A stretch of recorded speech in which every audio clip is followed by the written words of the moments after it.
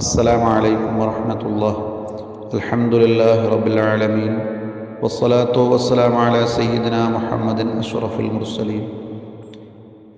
اللهم صل على سيدنا محمد وعلى آل سيدنا محمد. رب اشرح لي صدري ويسر لي أمري واحلل عقدة من لساني يفقه قولي. أعوذ بالله من الشيطان الرجيم. بسم الله الرحمن الرحيم. وما خلقت الجن والإنس إلا ليعبدون. صدق الله العظيم.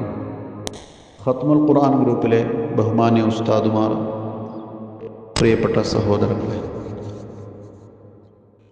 അല്ലാഹു സുബ്ഹാനഹു വ തആല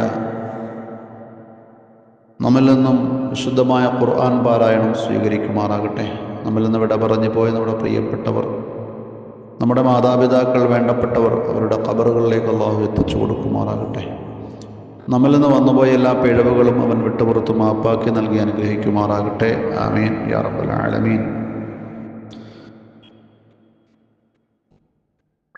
വിശുദ്ധമായ ദീനുൽ ഇസ്ലാമിൽ അടിയുറച്ച് ജീവിക്കാനും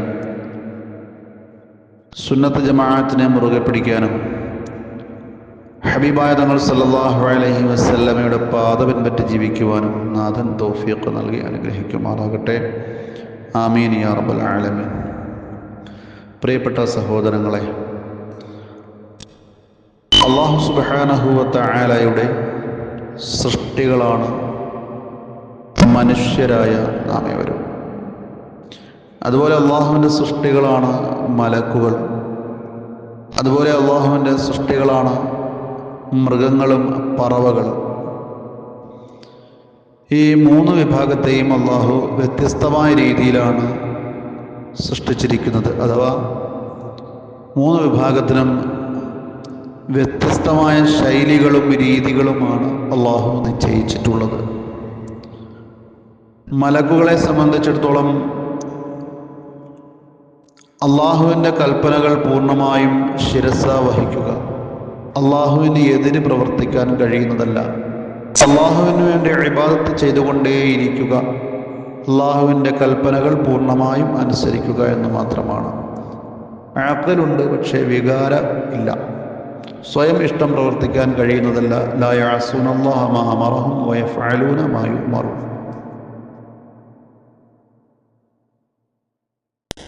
മറ്റൊരു വിഭാഗമാണ് മൃഗങ്ങൾ, പറവകൾ. അവയ്ക്ക് അഖലില്ല. സ്വന്തമായി ശരിയും തെറ്റും മനസ്സിലാക്കാനോ അതനുസരിച്ച് പ്രവർത്തിക്കാനുള്ള കഴിവ് മൃഗങ്ങൾക്ക് ഇല്ല. എന്നാൽ വികാരങ്ങളുള്ള ജീവിയാണ്. വിശപ്പ്, ദാഹം, ഉറക്കം എന്നിത്യാദി കാര്യങ്ങളൊക്കെ ഉള്ള ജീവിയാണ് മൃഗങ്ങൾ എന്നത്. ഇനി മറ്റൊരു വിഭാഗമാണ് മനുഷ്യർ. മനുഷ്യർക്ക് അഖലുമുണ്ട്, ശഹ്വത്തുമുണ്ട്.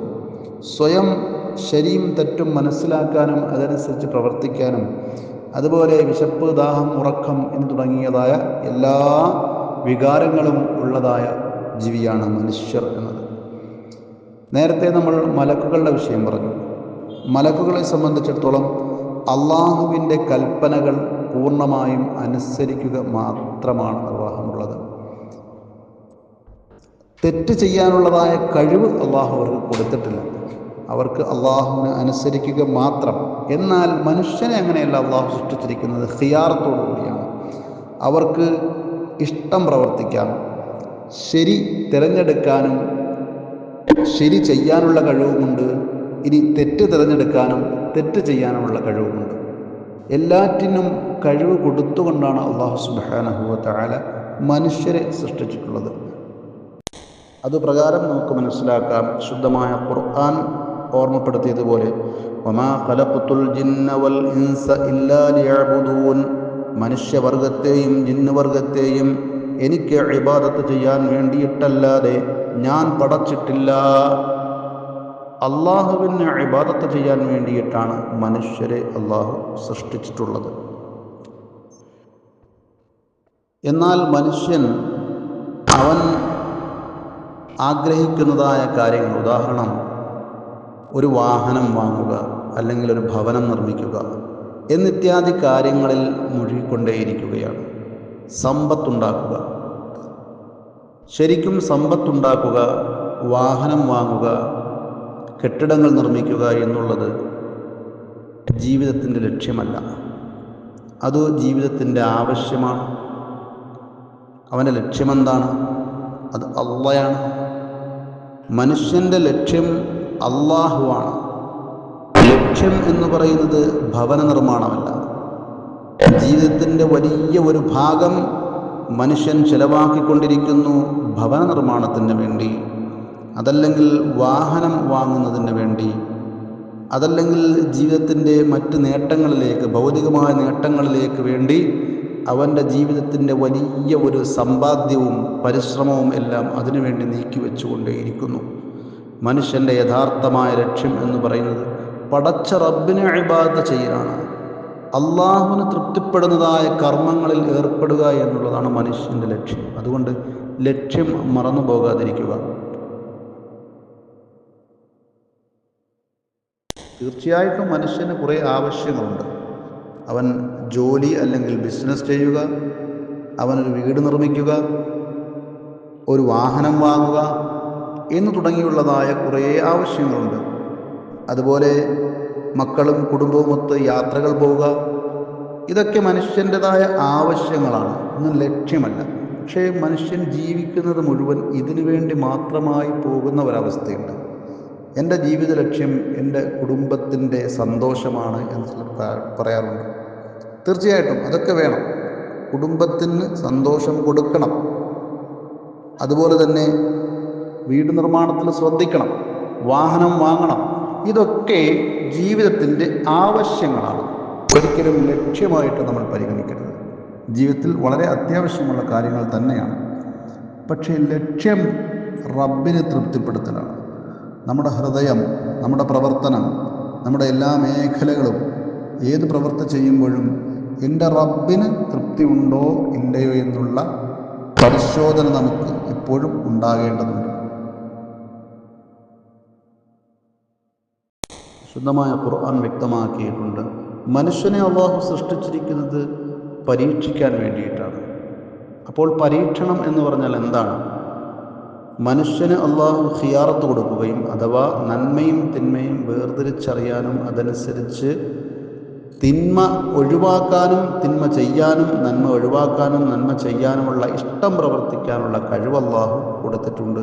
എന്നാൽ മലക്കുകൾക്ക് അത് കൊടുത്തിട്ടില്ല.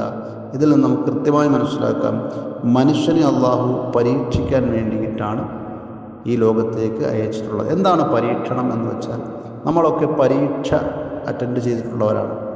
ഒരു പരീക്ഷാ ഹാളിലേക്ക് കയറുമ്പോൾ അവിടെ ക്വസ്റ്റ്യൻ നൽകുമ്പോൾ ആ ക്വസ്റ്റ്യൻ്റെ താഴെ ഉദാഹരണം 3 ആൻസർ ഉണ്ടാവും.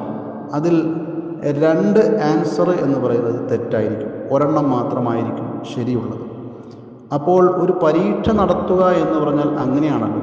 അല്ലാതെ ഒരു ക്വസ്റ്റ്യൻ തരിക, ആൻസറും തരിക, എന്നിട്ട് പരീക്ഷ എഴുതാൻ പറയുമ്പോൾ അതൊരു പരീക്ഷയല്ല. നേരെ മറിച്ച് ആൻസറിനോടൊപ്പം മറ്റ് 2 തെറ്റായ ആൻസർ കൂടി കൊടുക്കുമ്പോഴാണ് ഈ പരീക്ഷയിൽ ഇദ്ദേഹം വിജയിക്കുമോ ഇല്ലയോ എന്ന് നമുക്ക് അറിയാൻ കഴിയുന്നത് മാത്രമല്ല, ആ വിദ്യാർത്ഥിയെ ബോധ്യപ്പെടുത്താൻ കഴിയുള്ളൂ. നീ പഠിക്കാതെയാണ്, ശ്രദ്ധിക്കാതെയാണ് ഈ പരീക്ഷയിലേക്ക് അറ്റൻഡ് ചെയ്യാൻ വന്നിട്ടുള്ളത് എന്ന് ആ വിദ്യാർത്ഥിയെ നമുക്ക് ബോധ്യപ്പെടുത്താൻ കഴിയുള്ളൂ. എന്നതുപോലെ നാം എല്ലാവരും അള്ളാഹുവിൻ്റെ പരീക്ഷണാർത്ഥമാണ് ഈ ലോകത്തേക്ക് വന്നിട്ടുള്ളത്. അതുകൊണ്ട് തന്നെ നമ്മുടെ മുമ്പിൽ അള്ളാഹു തെറ്റിനെയും ശരിയെയും വെച്ചിട്ടുണ്ട്.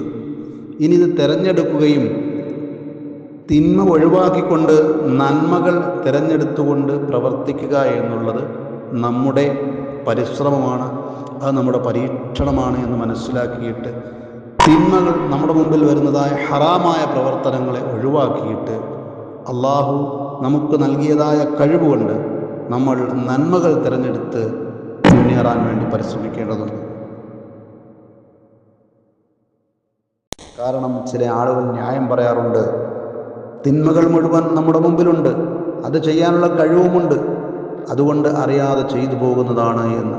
ഇല്ല, നിനക്ക് അല്ലാഹു വിവേകം നൽകിയിട്ടുണ്ട്, ബുദ്ധി നൽകിയിട്ടുണ്ട്, ഓർമ്മശക്തി നൽകിയിട്ടുണ്ട്, കഴിവ് നൽകിയിട്ടുണ്ട്, നന്മ ചെയ്യാനുള്ളതായ മനസ്സും കഴിവും നൽകിയിട്ടുണ്ട്, തിന്മയെ ഒഴിവാക്കാനുള്ള കഴിവും ശക്തിയും എല്ലാം നിനക്ക് നൽകിയിട്ടുണ്ട്.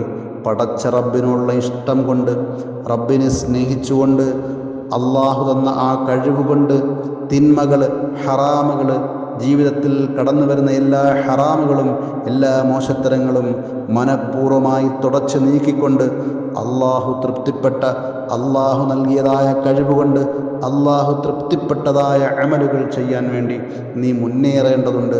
നീ അള്ളാഹുവിൻ്റെ പരീക്ഷയിൽ വിജയിക്കേണ്ടതുണ്ട്. നീ പരിശ്രമിക്കേണ്ടതുണ്ട്.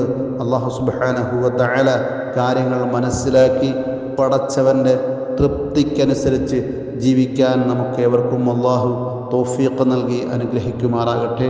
ആമീൻ യാ റബ്ബൽ ആലമീൻ.